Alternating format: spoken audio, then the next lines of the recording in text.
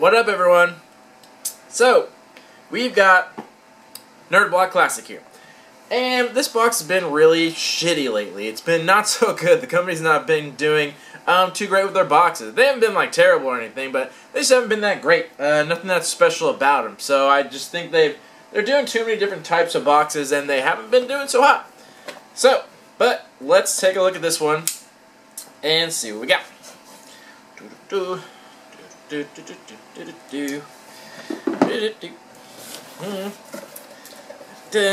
Alrighty, so right off the bat, looks like we got a t-shirt in here. There. Alrighty. New shirt smell. Let's take a look at what we got. Okay, so this looks like a Harry Potter shirt. Obviously, Professor Snape. Okay, you know, keeps it pretty simple, nothing too complicated about it.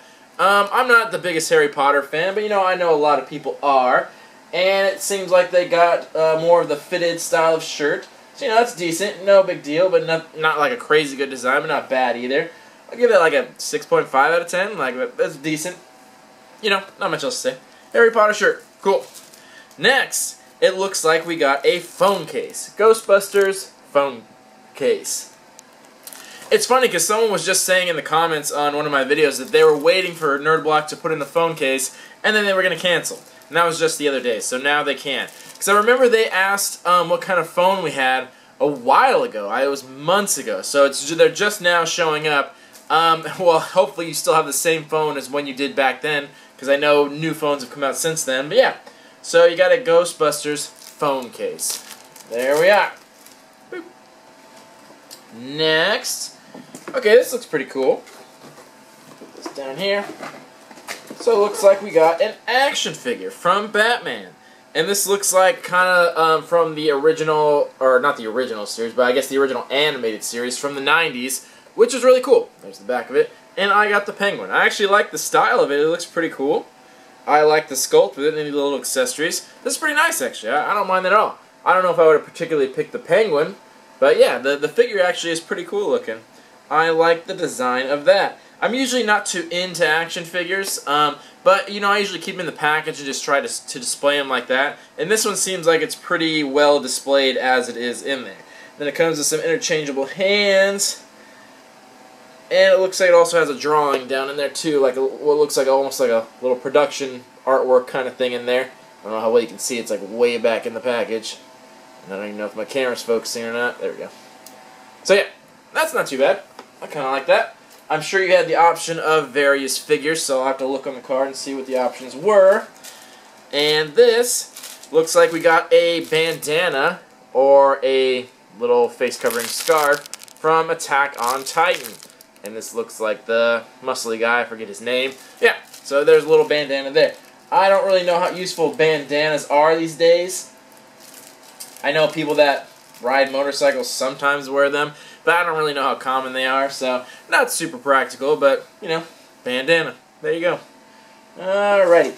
Next, little pin set, Star Wars. So pins are cool. I don't particularly use pins myself, but, you know, I do occasionally take pins, and I'll take the little metal pin part off and put some magnetic paper on there and make magnets out of them, so I do that. So that's cool that I've found another use for them. I do the same thing with stickers too, so I can always use those for magnets and put them on my fridge. I have tons of space in my fridge, so that's something you can do with them if you're not a big fan of pins, because I really don't know where to put pins, honestly. I've seen people put them on jackets, but there's only so much you can put on there without it looking weird, but other than that, I really don't know where pins go. But maybe you guys can tell me creative and interesting things to do with your pins.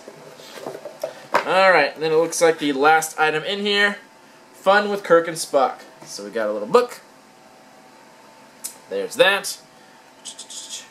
So this, I'm assuming this is more of like a comedy style book of just like goofy things Kirk and Spock are doing. That's what the inside looks like. Very nice book. So I'll have to give that a look and see what that's all about. Yeah, it seems like more of a comedy style. That seems kind of funny. Star Trek. There we go. Alrighty. So that looks like all the items in the box. Not bad. Not crazy good. And I'm assuming they tried to pass off the coupon again as one of their items. We'll see if that's the case. I'll look on the card. But yeah, it always does come with a coupon. $10 credit off Shirt Punch. So there's that. Alrighty, so that was all the items in the box. Nothing spectacular, but you know, that'll do. So we'll take a short little break, and then I'll do some research, and we'll come back, talk about some value, and give this box a rating. See you soon. Alright, we are back. Let's talk about some value on this box. First, the shirt. So like I said, 6.5 out of 10. It was a good shirt, decent quality, okay design, nothing spectacular, but still good. And I'll get the standard $12 to $15 shirt value. The phone case. Phone cases are kind of a tricky thing, because I've noticed that people are very particular about their phone cases. Usually when people get a phone case, they kind of stick to it. They usually don't switch them out very often. And me, like a lot of other people, my phone case is my wallet. So there's my phone, and I have my credit cards on the back there. So I just keep it simple. So I'd like to have decorative cases, but then I'd have to start carrying a wallet. So I really don't switch it out either. I know a lot of people are the same way. Just saying that, like, you know, it might not have been for everyone. But as far as the value, it's only going to be like $5 or $6. And you either got this version, or there was another version with Vigo on it, so you got a different phone case version there. But it's only going to be like $5 to $6. It's a phone case. Not much special about that. Then, our little scarf. Attack on Titan scarf. It's called a multi-purpose scarf, so many things you can do with this scarf. This is only going to be like $6 to $8.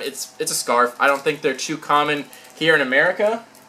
Or maybe they are, but maybe not where I'm from on the West Coast, because it's a little sunnier here and a little warmer here. Maybe where it's cold. I don't know. But I don't see too many people wearing scarves. But $6 to $8. It's not that great. It's decent in quality, but you know, it's a scarf. Not much to say about it. Then, our little pin set. You can find pin sets like this for extremely cheap, as cheap as like $1. It was exclusive, so it does get a little bit of value, and it is Star Wars, and they're nice pins. So this actually gets like $6 or $7, which is more than I thought, but that's what it's kind of going for, so $6 to $7 on that. And then our figure, our action figure. So you did get options of other figures, but surprisingly, no Batman.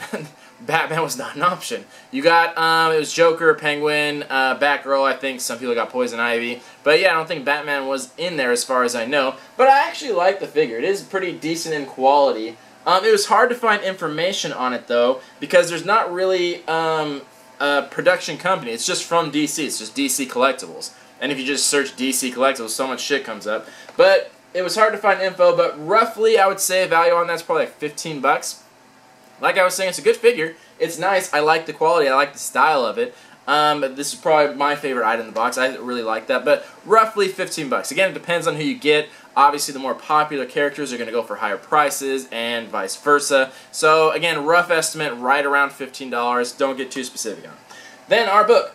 So, same issue I have with books always. There's always a printed price on books. Usually, even if it's exclusive, there's still a printed price on there. The printed price is $15, which is technically what it's worth. Because if you were to walk into a bookstore and you wanted to buy that, that's what you'd have to pay.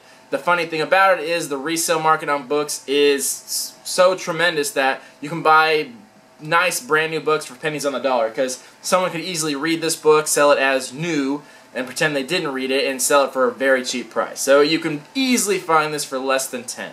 But I like to give them credit because it technically arrived new, so it should get full value. Anyway, I'll give a range on that of $10 to $15. So, that brings our total value on the low end, 54, on the high end, 66. So pretty average for the Nerd Block company. They always give right around that $50, sometimes $60 value. So decent value.